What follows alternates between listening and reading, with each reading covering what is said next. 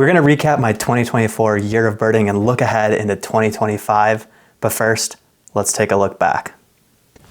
Hey, welcome back to the channel. Today is the 1st of January. Just two hopeful birders marching along.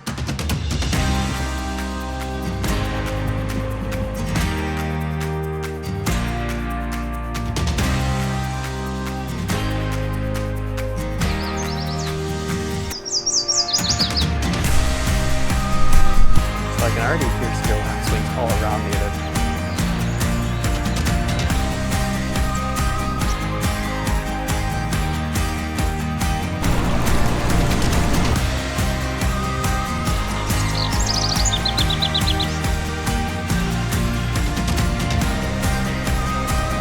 Oh my goodness, we got it.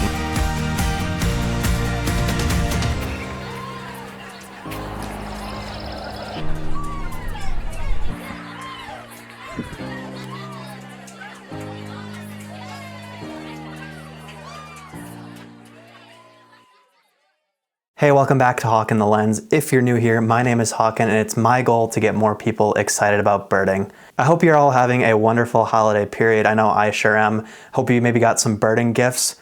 Check this out. Isn't this the coolest thing ever? My grandparents got me this Lego Kingfisher set. Got to bring out my inner child a little bit, putting some Legos together, and now I have a really cool backdrop. As we were wrapping up 2024, I just wanted to take a look back and see what we accomplished throughout the year, as well as give some fun little teasers and stuff looking ahead into 2025. So first, 2024. But yeah, 2024 was amazing. It was my first year really taking birding seriously. I've always been a nature lover, but this is the year I dove headfirst into this hobby. It was totally brand new to me, so there's so many things I did throughout the year and I've learned so much. I think I've become a much better birder as well. Being a full-time data analyst, I gotta throw some stats at you. So let me grab the computer here quick. So throughout 2024, I submitted 180 checklists, the very first one being at Lee K Ponds, and the very last one being at Rockport Reservoir, the video you just saw recently on my channel. 155 of those checklists were in Utah, with the rest of them being in Arizona, Wisconsin, Georgia, Wyoming, California, and Florida, just on some random traveling I did. I saw 244 total species, the very first one being the Canada goose. Sure, that's not much of a surprise. And the most recent one being the common loon.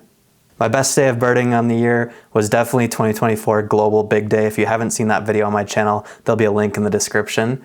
I saw 93 species in a single day. As well as the birding, I'm also really pleased with how I progressed as a YouTuber. Taking a look at my year in review on YouTube, January 14th was the first video released on this channel. It was kind of more of a trailer though, so I consider the 15th the very first video. And I made 61 videos in 2024. This one is gonna be my 62nd. I think my favorite from all those videos would definitely be my birding on skis video. Not a lot of people saw that one, so of course that one will be linked below too. It was a ton of fun to go out skiing while looking for birds, just a totally unique combination of some of my hobbies. I also really enjoyed my time at Tracy Aviary, saw a bunch of exotic species that we don't get here in North America, so that was awesome too. Speaking of Tracy Aviary, I got the sweatshirt on right now. All right, let's get into one of the fun parts of the video, my top 5 bird encounters of 2024. I saw some incredible birds throughout 2024 and had some amazing moments, but these are going to be my top 5. It was hard to pick just 5 out of everything I've done throughout the year, but let's get into my list.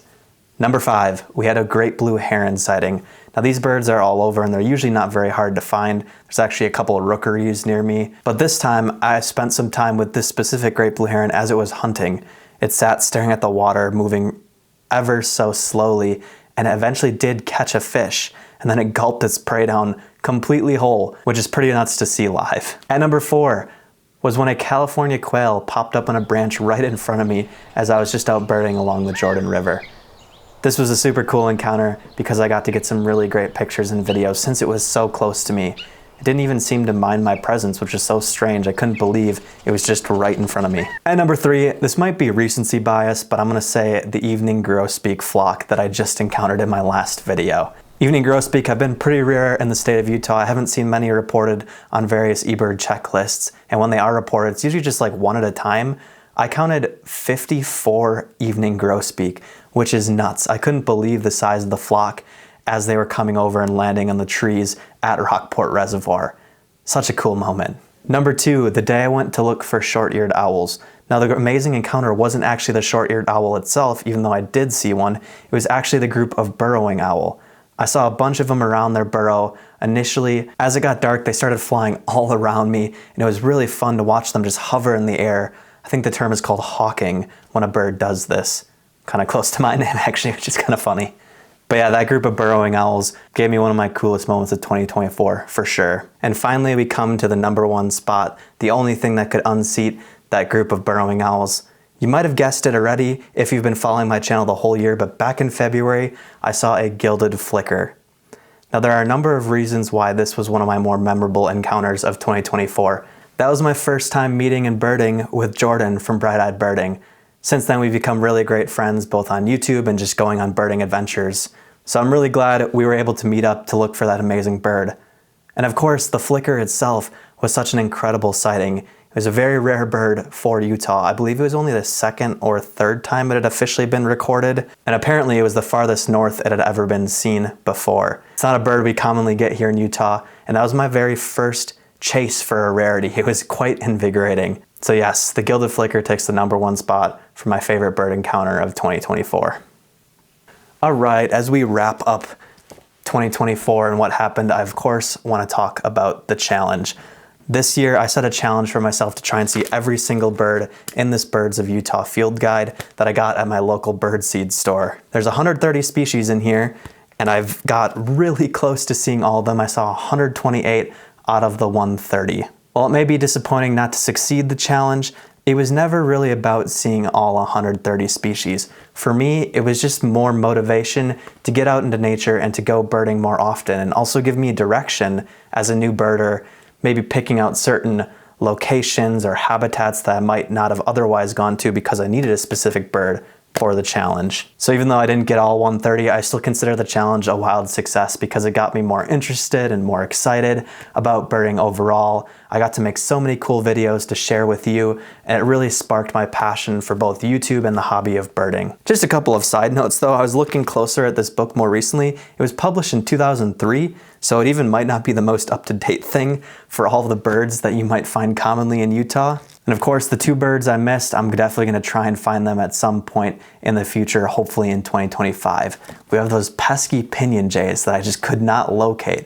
I probably went out birding 6 or 7 times trying to find them after they had been reported. No luck each time. Man, those have definitely become a nemesis bird for me. The other bird I missed, which I actually might have seen, there was a couple questionable identifications throughout the year, was the blue-winged teal. I didn't officially get a good capture of this species. We were stuck on that 128 out of 130, but still, that's totally okay. Let's talk 2025, and as we just covered my 2024 challenge, you're probably wondering, what am I doing for 2025? Is there gonna be a year-long challenge? Do I have any big plans?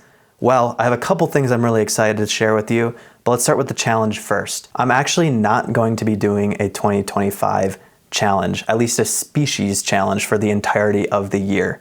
Now that might surprise some of you, but if I can explain myself, birding for me is more just about being in nature, enjoying myself, creating content and getting some beautiful video and photo of these species in their natural habitat. I personally believe that I can get much better photo and video and just enjoy myself a lot more if I'm taking birding slowly. Just going at my own pace, not really trying to pick up all the different species at a rapid pace or trying to check off a specific species that I'm chasing.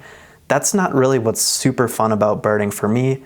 It can be great at times, don't get me wrong, but personally I love a more laid back and relaxing experience, and I hope to bring that to you with a lot of my videos. So I'm sorry if you're disappointed that there's not going to be a challenge for the entirety of the year, but I still hope you stick around because I have a lot of exciting plans, and let's tease a few of those things right now. I have a year of experience under my belt, and now I feel like I have a lot more things to share with all of you.